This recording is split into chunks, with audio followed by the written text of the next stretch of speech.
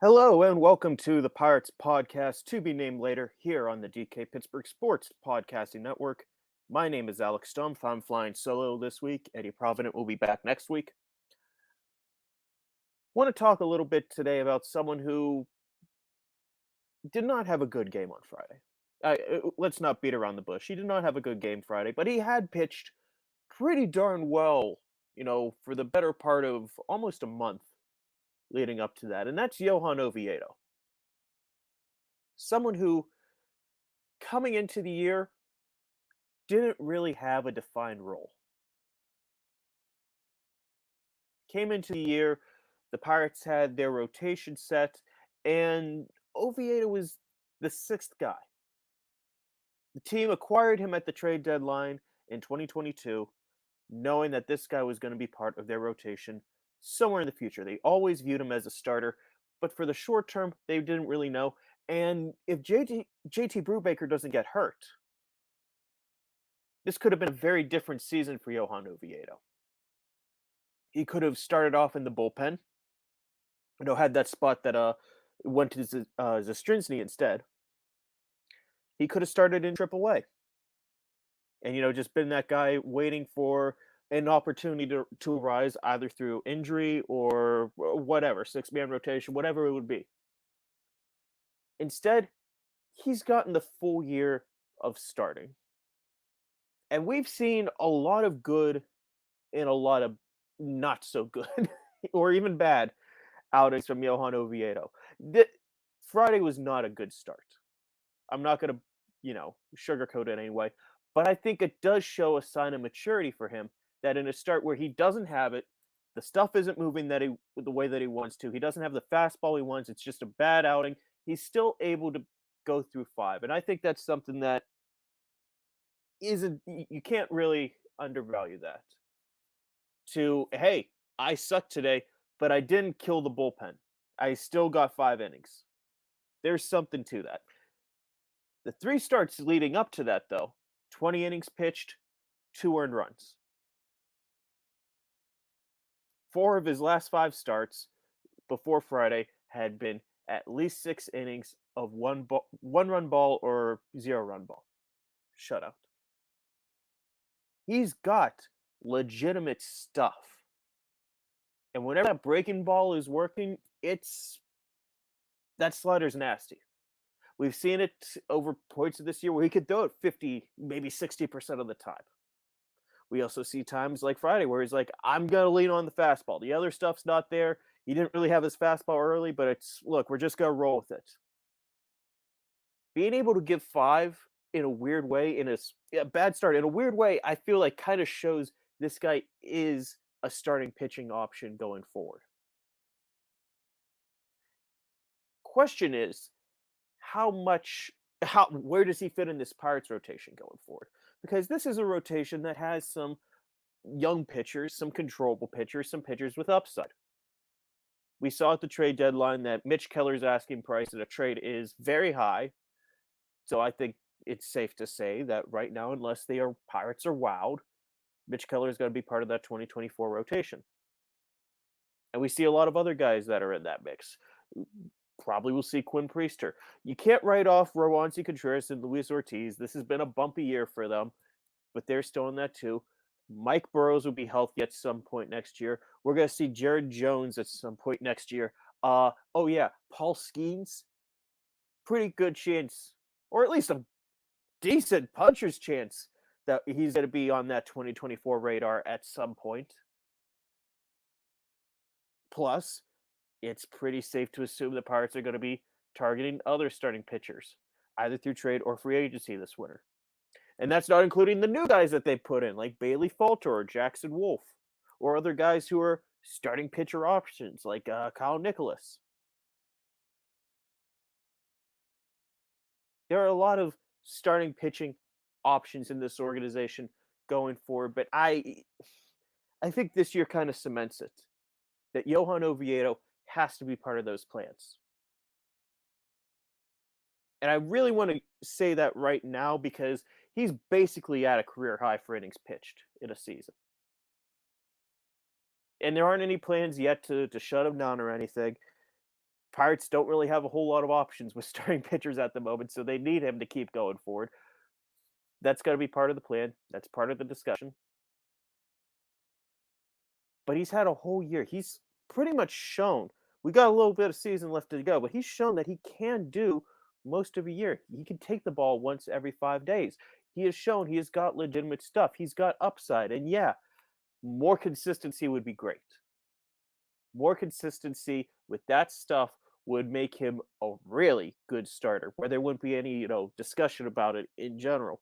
This guy is just going to be part of the rotation going forward.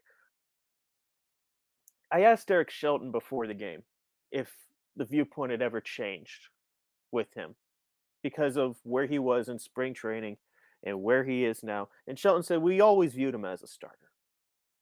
Didn't want to go beyond, we think he's going to be a starter for 2024. The Pirates do think he's a starter for 2024. But I don't see how you go into 2024 feeling the same way about Johan Oviedo that you did going into 2023. I think this guy has shown he is worth 1 of 5 rotation spots. And there is some inconsistency. There is issues in the first innings. There are issues in the first innings occasionally. We saw that again on Friday. Something that really hadn't bothered him that much of late, but on the year, not good first inning stats. But once he gets through it, he pitched 4 more after that with really just one bad swing or one bad pitch to the backup catcher that kind of changed everything. Less feast or famine, less of these. I mean, if you do go through the game logs, it's, for lack of a better word, a little comical with the earned runs, where like almost everything is 6 or 7 innings of 2-run ball or less, or he gets shelled and it's 5 innings, 8 runs. That ERA is absolutely bonkers. And it really is whiplash that just every once in a while there is just an absolute clunker in there. And I get the frustration with that, and I get having that hesitation of this is someone who could be the front end of the rotation, but he doesn't have to prove that right now. He's just shown, in my opinion, he's 1 of 5. And you roll with him next year. I don't know how you go into 2024 the same way you did in 2023 of, well, Johan Oviedo, we'll figure something out for him. Not after this. We've seen too much good stuff. And even after a bad start, being able to go 5, I think that kind of cements it. That, hey, even if things are bad and you're going to lose this game anyway, sorry, I screwed it up. We're still going to be in a position to take this series because I'm not going to kill the bullpen. That has a ton of value. We're going to take a break. Whenever we come back, we're going to talk a little bit about the international market. Welcome back to the Pirates Podcast, to be named later, here on the DK Pittsburgh Sports Podcasting Network. So, Pirates made an interesting trade at the deadline. They made a couple. But one of the ones that was a little more under the radar was the Austin Hedges trade. And I think it was pretty well reported, and we all kind of knew that Austin Hedges was going to be on his way out of town. And he was traded for international bonus money, and it's not really actually money exchange, it's money that you have on hand. Okay, that's fine.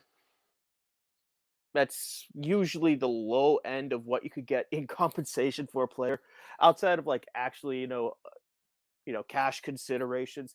It's usually the low end. But it was a pretty significant chunk of change that they got from the Texas Rangers. You could only make trades for international money of either for $250,000 increments, or you could trade for the remainder of the bonus pool. Now, usually, whenever you trade for the remainder of the bonus pool, it's because they don't have $250,000 anymore to spend. Rangers had a lot more than $250,000 to spend, though. $776,500. That's a pretty big chunk of change. And whenever you take what the Pirates have remaining from their own pool, they've got over $1 million to spend here. So the question is there another splash coming on the international market?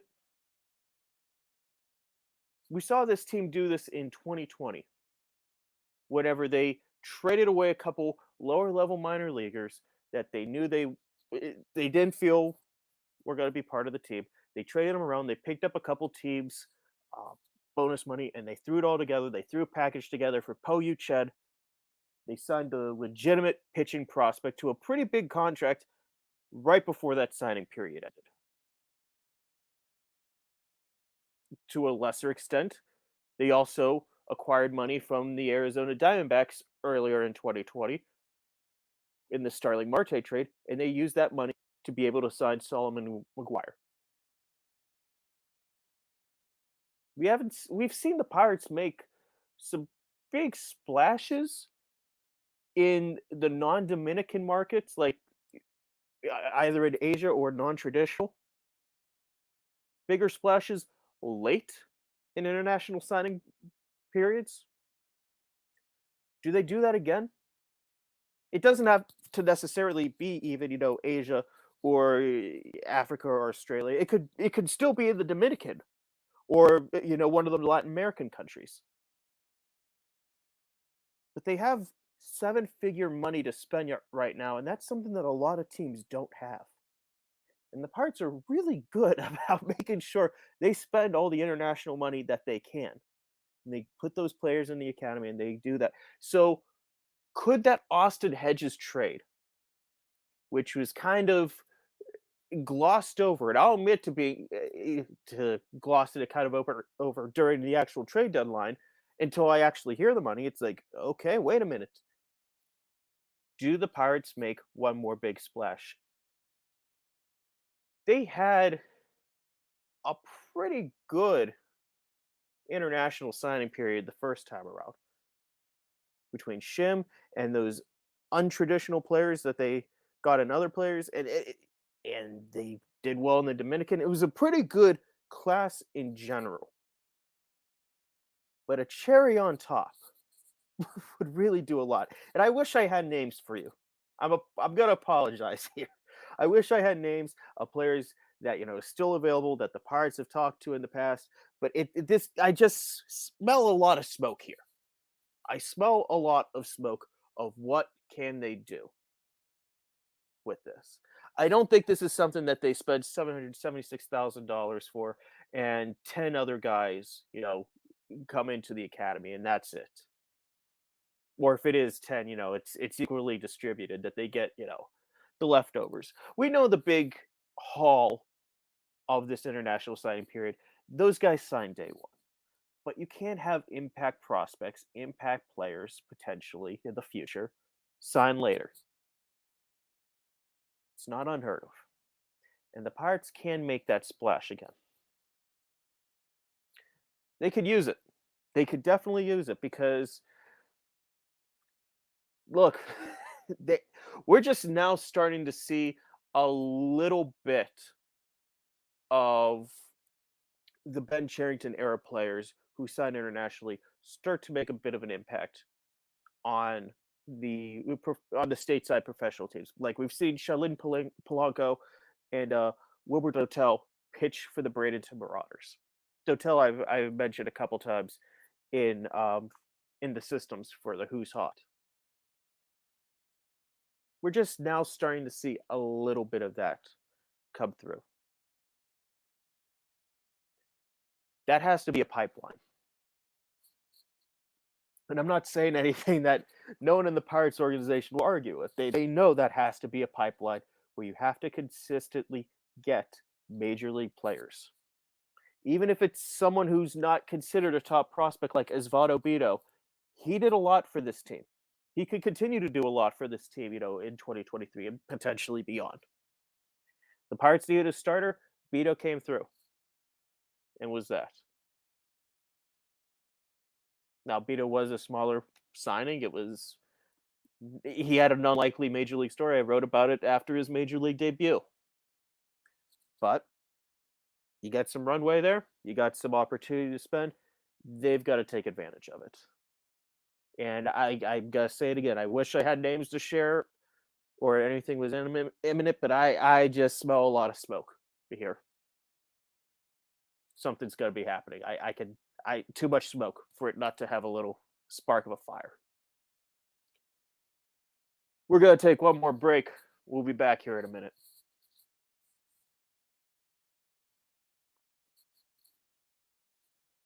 And welcome back one more time to the Pirates podcast to be named later. Friday was a bad loss, but I wrote about this after the Thursday game. What if the kids figure this out? This team's played pretty much 500 ball for 3+ weeks now. Look, Andy Rodriguez, we've seen some ups and downs. Henry Davis, some ups and downs. Priester, Peguero, almost all these young kids have had moments, and they've also had some. Oh my goodness, what are you doing right now? But there's some impact talent here, and if they can figure it out sooner rather than later, and this team makes investments for the 2024 team outside and not just, investments for players who you think might get traded at the deadline or could only be traded at the deadline, aka sign a player for more than a 1 year contract. I think that is essential for this winter, if something that you have to do. But if this team plays 500 ish ball the rest of the way, they're going to finish with in the ballpark of 75 wins. That's half the gap you have to make from taking this team from 100 losses to a playoff contender, to a playoff team. It's not a bad year. Definitely would have some meat left on the bone after that April, and it could have been more, but overall, a 13-win improvement would mean a lot for this organization moving forward. Thank you so much for listening to the Pirates podcast to be named later. If you haven't already, be sure to subscribe wherever you find fine podcasts. We're going to be there as well. Thank you so much for listening. We'll talk again next week.